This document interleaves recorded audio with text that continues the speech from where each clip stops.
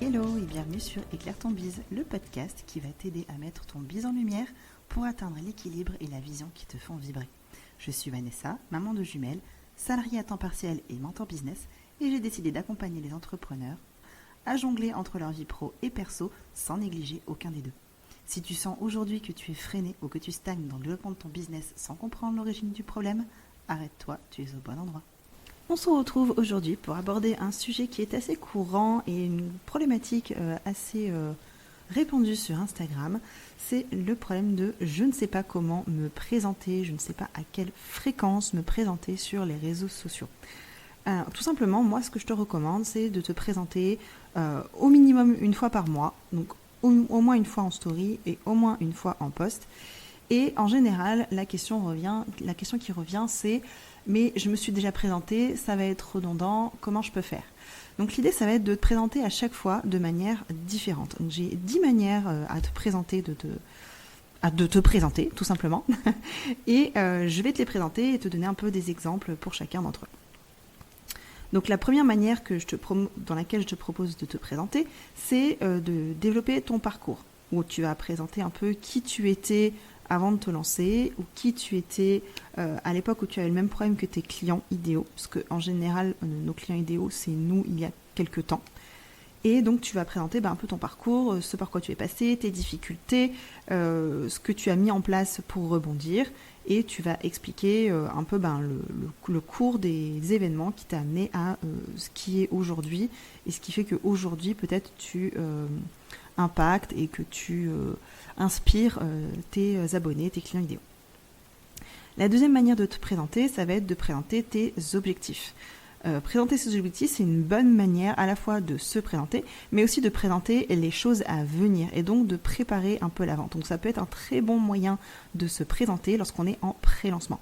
Donc tu peux parler des objectifs, de tes objectifs de vente, de tes objectifs de vie, tout ce qui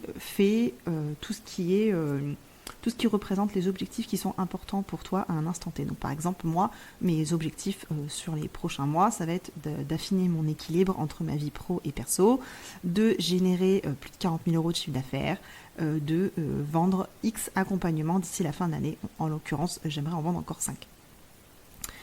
Tes rêves et ambitions, ça va être une troisième manière de te présenter. Et là, au lieu de parler de tes objectifs, tu vas plus parler un peu de tes objectifs finaux, pas tes objectifs à 1-3 ans, mais plutôt tes objectifs d'ici 10 ans. Comment tu te vois, de quelle manière tu aurais envie d'impacter tes clientes ou d'impacter la vie des gens autour de toi, et ce qui te fait vraiment, ce qui te fait vibrer in fine. Moi, par exemple, je rêverais de faire en sorte que les mêmepreneurs aient des ambitions qui ne soient pas freinées par leur famille, qu'elles aient un business qui leur ressemble et qui leur permet d'être elles-mêmes tout en ayant une activité prospère et qui les aide à se démarquer. Et j'aimerais également impacter les jeunes, c'est-à-dire que quand j'étais en DUT, j'avais des professeurs qui venaient qui nous faisaient des cours en fait et qui étaient des intervenants, des indépendants. Et j'aimerais beaucoup faire ça moi-même parce qu'il y en avait certains qui m'ont vraiment beaucoup marqué. Je pense notamment à mon professeur d'art oratoire qui me sert beaucoup aujourd'hui. Je me rappelle de plein d'exercices qu'il nous avait fait faire. Et j'aimerais beaucoup avoir cette image pour les jeunes filles qui sont actuellement en IUT, en DUT et qui cherchent un peu des rôles modèles à suivre pour développer leurs ambitions futures. Une quatrième manière de te présenter, ça va être de présenter tes goûts et tes dégoûts. Donc ça va être les choses que tu aimes vraiment faire et les choses par contre que tu détestes. Et en général, ça va être un moyen un peu controversé et tu vas arriver à trouver des choses qui vont dans le sens de tes abonnés ou tout au contraire, qui vont être totalement l'inverse et ça va te permettre de lancer une discussion. Donc c'est un super moyen de te présenter, de parler tes goûts et tes dégoûts. Un autre classique, ça va être par exemple de présenter 4 vérités et un mensonge. Et là, ça va être un peu le jeu de trouver parmi 5 généralités que tu peux énoncer qui te concernent, lesquelles sont vraies et laquelle est fausse. Et là, en général, c'est un jeu. Il y a pas mal de participation sur ce genre de présentation. C'est quelque chose que je te recommande de faire au moins une fois dans l'année. Vraiment, c'est un truc super sympa, je trouve, à faire et ça ramène pas mal d'engagement. Une 6e manière de te présenter, ça va être de parler de tes valeurs.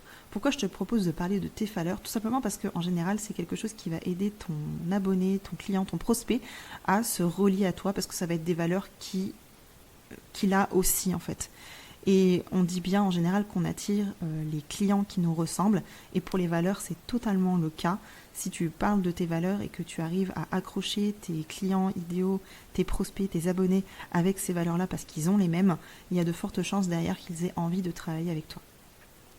La 7e manière que je te recommande, c'est d'utiliser les fun facts. Les fun facts, ça va être des petites bribes d'informations qui peuvent être en général rigolotes, originales, qui changent de l'ordinaire. Et de la même manière, en fait, qui t'aident à trouver des prospects, des clients idéaux, des gens qui vont connecter à toi grâce à ces fun facts. Typiquement, moi en fun fact, je peux raconter que je suis maman de jumelles, j'adore les pandas, j'ai une aversion pour les légumes verts, je déteste boire de l'alcool, ou encore j'ai encore pas décoré ma maison et c'est un truc qui me gêne et que j'aimerais bien faire prochainement. Et je sais typiquement qu'en énonçant ce genre de choses, je vais me rapprocher des mamans, je vais me rapprocher des gens qui aiment les animaux, je vais me rapprocher peut-être des personnes qui sont décoratrices d'intérieur et qui vont vouloir lancer la discussion avec moi, etc. etc. La 8e manière que je te propose de te présenter, c'est en parlant de ton péché mignon.